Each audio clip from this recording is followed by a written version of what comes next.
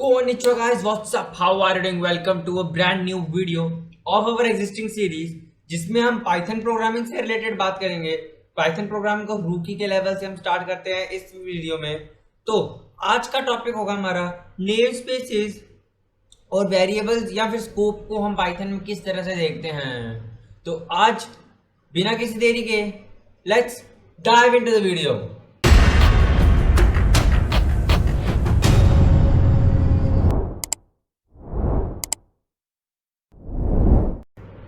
तो चलिए गाइस, अगर हम बात करें कि नेम स्पेसेस क्या होते हैं, सबसे पहले तो नेम स्पेस आप समझ सकते हैं कि एक सिस्टम है जिसके अंदर यूनिक नेम्स अवेलेबल होते हैं हर एक पाइथन ऑब्जेक्ट के लिए। पाइथन की अगर मैं सिर्फ पाइथन की बात करूं या जनरली बात करें तो किसी भी प्रोग्रामिंग लैंग्वेज में एक यूनिक नेम होता है, एक सिस्टम होता है जिसमें मतलब अलग अलग डिफरेंट हर एक ऑब्जेक्ट को एक अलग नाम दिया जाता है। ठीक है, तो जो ऑब्जेक्ट है वो क्या हो सकता है, एक वेरिएबल हो सकता है, एक फंक्शन हो सकता है, एक क्लास हो सकती है, कुछ भी हो सकता है।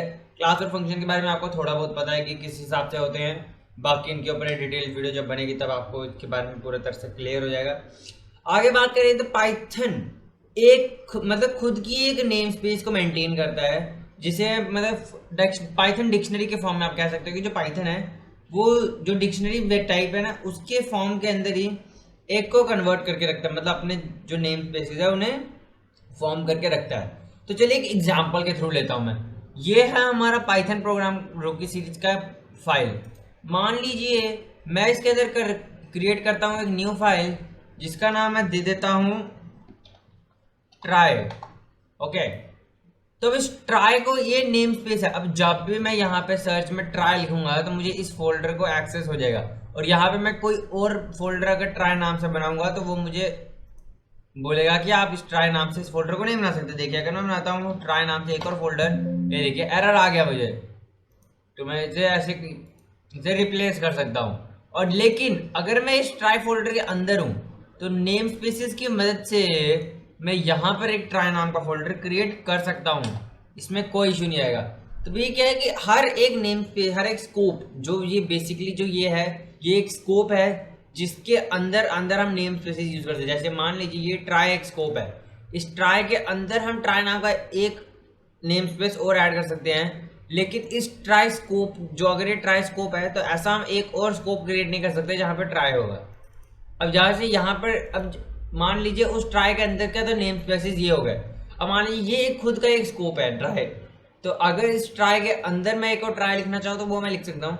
लेकिन अगर मैं इस ट्राई के साथ एक और फोल्डर क्रिएट करना चाहूँ ट्राई नाम का, तो वो मेरे लिए नेक्स्ट टू इम्पॉसिबल हो जाएगा। यही देखिए नेक्स्ट टू इम्पॉसिबल हो जाएगा, क्योंकि वो कन्वर्ट करेगा ही नहीं।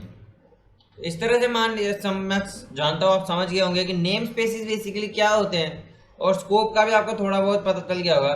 नेम स्पेसेस को अगर हम शॉर्ट फॉर्म में मतलब बात करें या फिर थोड़ा डिफाइन करें तो ये होता है ऐसे एक यूनिक आइडेंटिफायर जो किसी एक स्कोप के अंदर अवेलेबल है। स्कोप इन द सेंस कि किसी एक फोल्डर के अंदर अवेलेबल होता है। मान लीजिए, ठीक है, मान लीजिए ग्लोबल स्कोप है हमारा पाइथन प्रोग्रामिंग रूकी सीरीज, तो इसके अंदर हम छोटे छोटे नेम स्पेसेस ऐड कर सकते हैं। तो ट्राई नाम का नेम स्पेस ऐड कर सकता हूँ, ट्राई 1 नाम का ऐड कर सकता हूँ, और साथ साथ में मैं ट्राई 2 नाम का भी ऐड कर सकता हूँ। ओके, लेकिन मैं ट्राई मतलब सिमिलर नेम्स के नेम स्पेसेस को ऐड नहीं कर सकता। ओके, अब ये तो हो गया नेम पाइथन प्रोग्रामिंग रूकी से अगर एक ग्लोबल स्कोप है तो ये 3 इसके नेम स्पेसेस हो गए।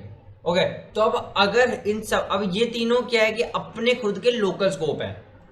अब ये खुद के लोकल स्कोप हैं, तो जैसे ट्राई 2 एक नाम का लोकल स्कोप है, तो इसके अंदर मैं और नेम स्पेसेस क्रिएट कर सकता हूँ जो अपने खुद के स्कोप के होंगे।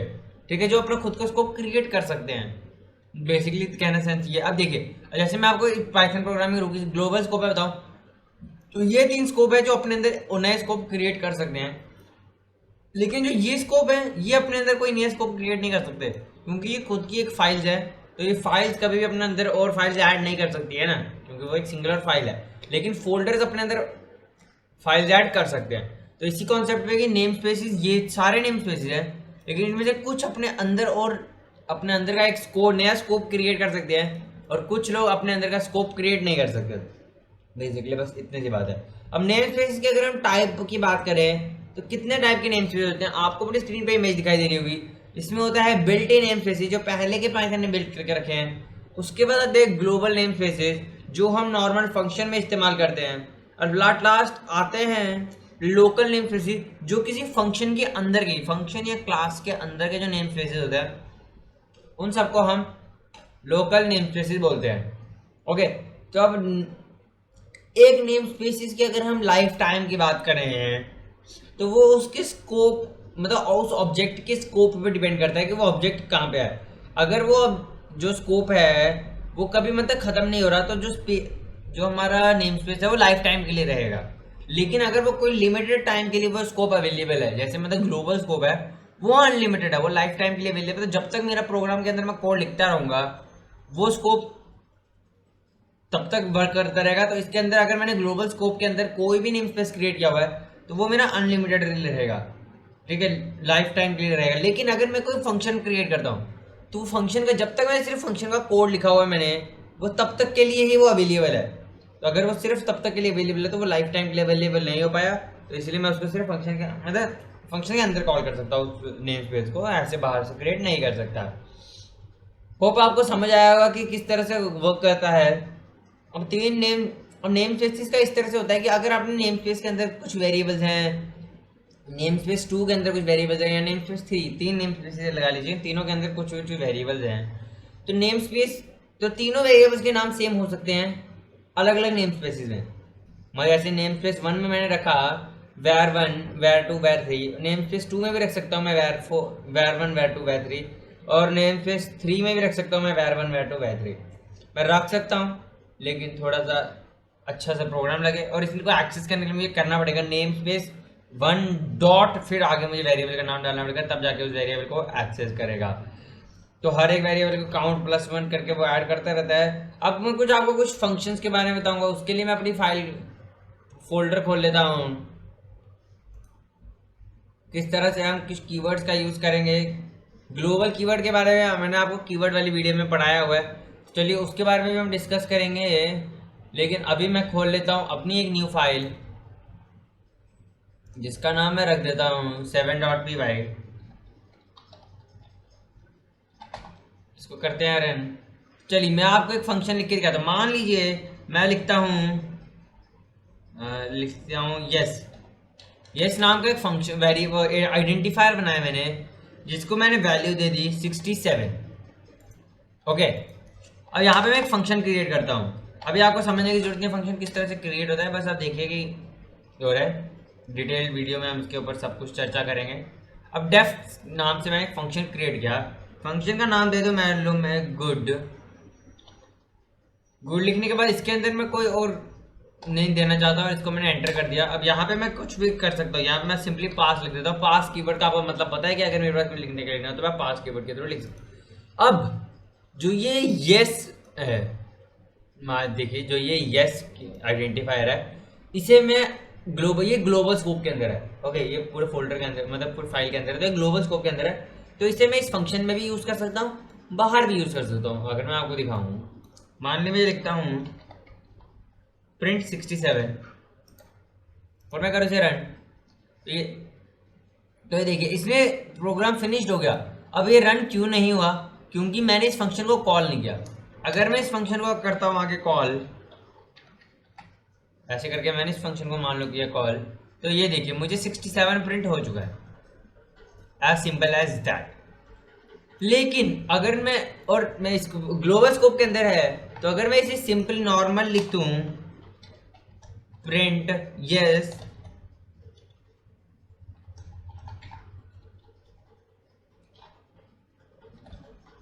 लिखूं और इसे रन करूं तो ये 67। यहाँ पे मैंने गलती कर दी, मैंने 67 लिख दिया, यहाँ पे मुझे यस लिखना चाहिए था। मैं आपको यस लिखने के बाद एक और बार बता देता हूँ कि किस तरह से वर्क करता है। ये देखिए प्रिंट यस लिखा था मैंने, इसको रन किया, फिर भी इसने 67 प्रिंट किया है, क्योंकि ग्लोबल वेरिएबल के अंदर वर्क हो गया। अब मान लीजिए इस गुड फंक्शन के अंदर मैं एक वेरिएबल क्रिएट करता हूँ बैड नाम से, जिसको मैं वैल्यू दे देता हूँ मान लीजिए 89 की। अब जब तक ये फंक्शन है तब तक मैं इस वैल्यू को रिटर्न कर सकता हूँ। अब मान लीजिए मैं इधर रन करता हूँ प्रिंट बैड, प्रिंट बैड को मैंने किया रन, ये देखिए एरर क्या आया, name bad is not defined. अब बैड डिफाइंड तो है, लेकिन जिस स्कोप के अंदर डिफाइंड है वो स्कोप मुझे आइडेंटिफाई करना पड़ेगा। जैसे यहाँ पे मैं लिखता हूँ अगर प्रिंट बैड, तो ये देखिए यहाँ पे रन हो गया एग्जैक्टली गया, लेकिन यहाँ पे देखिए ये एरर आ रहा है, ठीक है, अनरिजॉल्व रेफरेंस बैड, क्योंकि ये ग्लोबल स्कोप के अंदर नहीं है, ये लोकल स्कोप के अंदर है। तो इस वेरिएबल को मैं सिर्फ लोकल स्कोप के अंदर ही इस्तेमाल कर सकता हूँ, ग्लोबल के अंदर इस्तेमाल नहीं कर सकता। और अगर मैं चाहता हूँ कि मैं इसे ग्लोबल में इस्तेमाल कर पाऊँ तो सिंपली मुझे एक ग्लोबल नाम का फंक्शन रन करना पड़ेगा, या कीवर्ड जो हमने पढ़ा हुआ है, मैं सिंपली टाइप करूँगा ग्लोबल और उसके आगे मैं लिख दूंगा बैड। उसके बाद अगर मैं प्रिंट करता हूँ बैड, तो यहाँ पे मुझे कोई एरर देखने को नहीं मिलेगा। एक मिनट रुकिए, ये वर्क इसीलिए नहीं किया क्योंकि मैंने फंक्शन को अभी तक डिफाइन नहीं किया। मुझे करना पड़ेगा एक बार फंक्शन को कॉल, मान लीजिए मैं कर देता हूँ गुड तो कॉल, और फिर करूँ मैं इसे रन, तो ये देखिए सिंपली ये रन हो चुका है। Okay, as simple as that. देखिए प्रिंट किस तरह से हुआ, पहले तो गुड के अंदर ही जो प्रिंट थे इनको स्टेटमेंट्स को अगर मैं हटा दूँ, ओके, मुझे इसकी प्रिंट करने की जरूरत नहीं है, बस बैड को डिफाइन करके ग्लोबल हो। तो अगर मुझे मैंने फंक्शन को कॉल कर दिया तो उसके बाद मैं इस वैल्यू को एक्सेस कर सकता हूँ, यहाँ पे आप देख सकते हैं। होप आपको अभी तक जितना भी मैंने समझाया समझ आ गया होगा। अब हम बात करेंगे कि स्कोप का किस तरह से काम होता है। स्कोप का मैं आपको बेसिक इंट्रोडक्शन दे चुका हूँ कि ये एक ग्लोबल स्कोप है हमारा, जिसके अंदर हम पूरे फीचर्स लिख सकते हैं। फिर उसके बाद ये इतना सा हमारा लोकल स्कोप आ जाता है, जब तक हम इसे कॉल नहीं करेंगे तब तक लोकल स्कोप रन नहीं होगा। और इसके बाद इतना ज़्यादा इस वीडियो में। होप आपको ग्लोबल वेरिएबल और global scope, local scope, name spaces के बारे में समझ आ गया होगा। अगर आपको समझ नहीं आया तो आप कमेंट डाउन में लिख सकते हैं, मैं इसके ऊपर एक और वीडियो क्रिएट कर दूंगा जिसमें मैं इस सीरीज की सेपरेटली समझाऊंगा कि स्कोप, नेम स्पेसेस का क्या मतलब होता है हर लैंग्वेज के हिसाब से। डिफरेंट लैंग्वेजेस में स्कोप, ग्लोबल किस तरह से होते हैं, किस तरह से डिफाइन किए जाते हैं, सबके ऊपर चर्चा होगी। वो एक लॉन्ग वीडियो होगी। अगर वो चाहते हैं आप तो कमेंट डाउन में लिखें, मैं ज़रूर इस पे काम करूंगा। तब तक के लिए गुड बाय, सायनारा गाइस, फिर मिलेंगे आपसे अगली वीडियो में।